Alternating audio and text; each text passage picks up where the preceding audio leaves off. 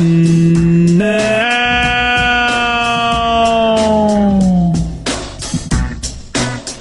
back to Wake and stay with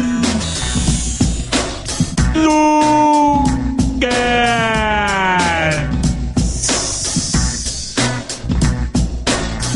Go now.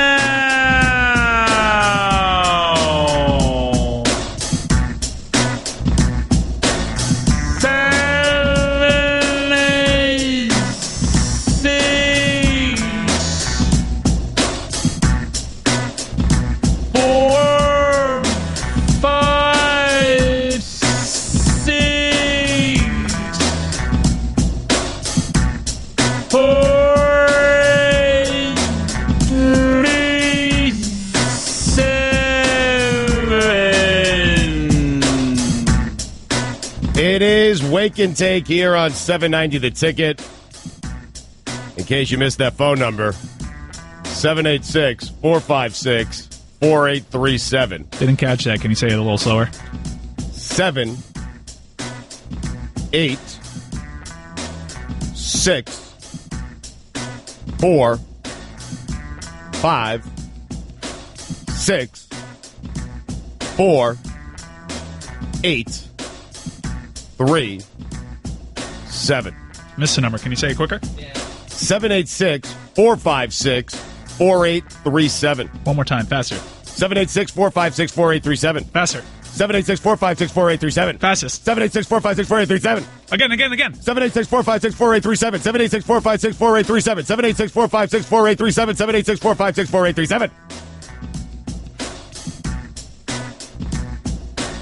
This is the hour where I've done extensive research, read a lot of articles, have a ton of notes. And, of course, it'd be easy to open up a microphone and give you my thoughts and my feelings. But no, that's not how we do it here on Wake and Take. It is your responsibility to call into the show and ask the right questions, and perhaps you'll get some of the information out of me. But you got to ask the right questions. So it's really incumbent on you. I have my research, I have my thoughts, I have my hot takes. It's up to you to get them out of me. But first, we interview Mike Ryan. Mike, what were you guys talking about in regards to haircuts when I walked in this morning? Because you got a haircut. I'm going to be honest with you because I love you. I like the beard look. I don't like the Clean shaven look. And I never, ever, consistently, I've told you this because you're a handsome guy. You really are. I've never liked this particular haircut. The undercut? You don't like the undercut? I don't like the I don't like it. All right. I mean, Chris, you like it? It's not my favorite of his, but he has like 12 haircuts that he gets. Right. I'd say this is like number 4 or 5 for me. Yeah, it's high praise.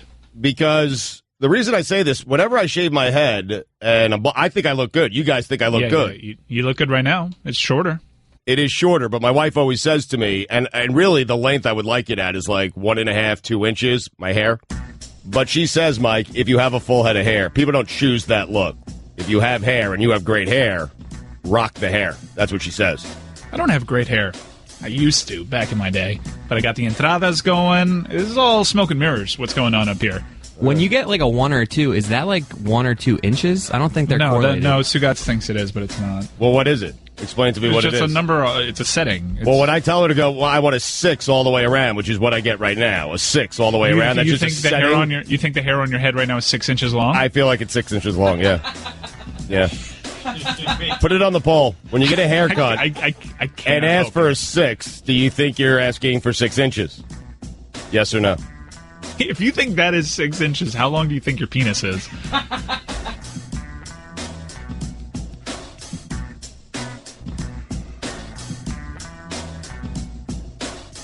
Oh. You want the real answer to that? No, I don't. No, you don't. Just give out the number one more time. 786-456-4837. Faster. 786-456-4837. Faster. 786-456-4837. A little faster now. 786-456-4837. A little bit faster now. 786-456-4837. Again. 786-456-4837. 786-456-4837. 786-456-4837. What you got? So we were talking about haircuts. Yep. And how this has been a fairly recent thing, but I've always envied people that have good relationships with their barber. Yep. Because I went to a salon to get my hair done for a long time. Okay. But then 5 years ago... You're not still going there? No. 5 years ago, I started going to a proper barber shop. Yep. And I established a relationship with a barber. That barber has since moved away, and I've since established a new relationship with my new barber, El Figaro. And we have a great relationship. And I really like walking into a place where everybody knows your name, is excited to cut your hair. Right.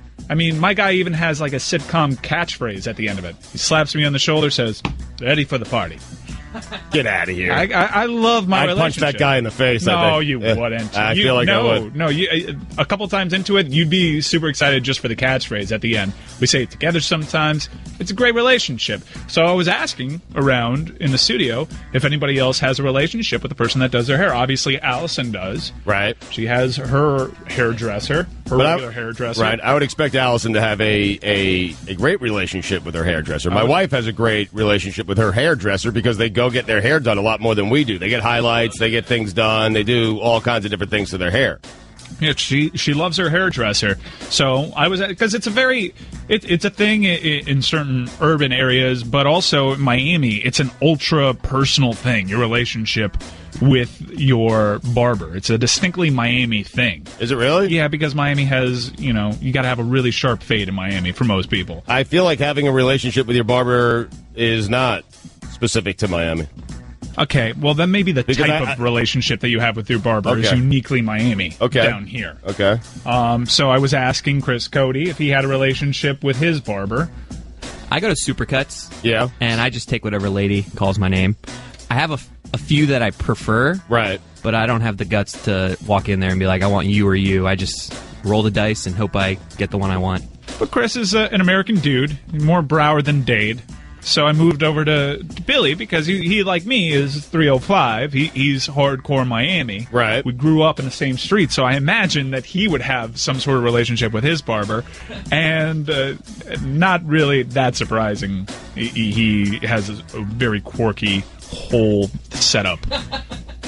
What do you have? I don't like haircuts. I'll just. I come hate right out and haircuts. say that. I'm with you. Yeah. I don't like the thing around my neck. Put that on the poll real quick. Do you like haircuts? Yes or no? Anyway, go ahead, Bill. The thing around my neck kind of bothers me. I try to get my neck like nice and fat right before, so that then it's looser. Because sometimes they put it on too tight. And it's like, look, I'll go home and I'll take a shower, so I don't have the hair on me. Sure. Don't worry about the hair on me. That's not a big deal. So I don't like haircuts. Okay. And then I always go to the same barber shop, but I don't have a specific person that I like. But I do have people I don't like.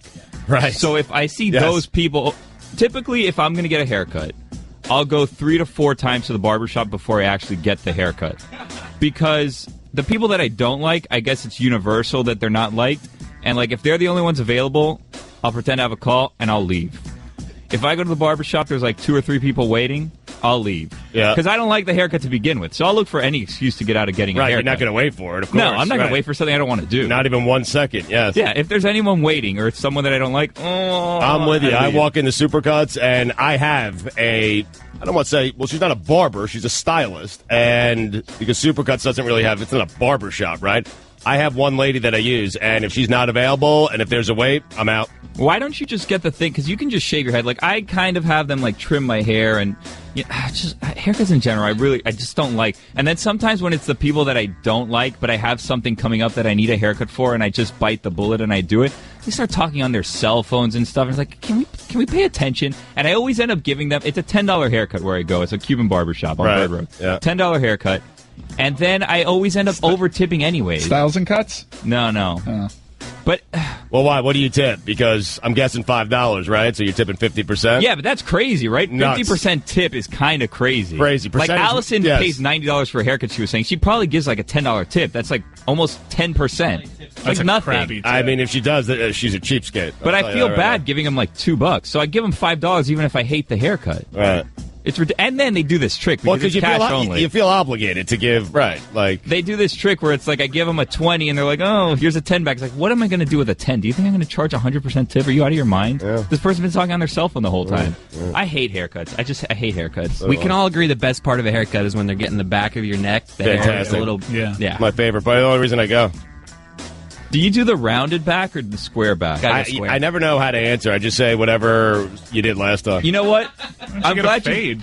glad you bring that up because the barbershop I go to, primarily Spanish is the language that's spoken. And I speak Spanish. In fact, like Spanish was the first language I spoke because I grew up with my grandparents.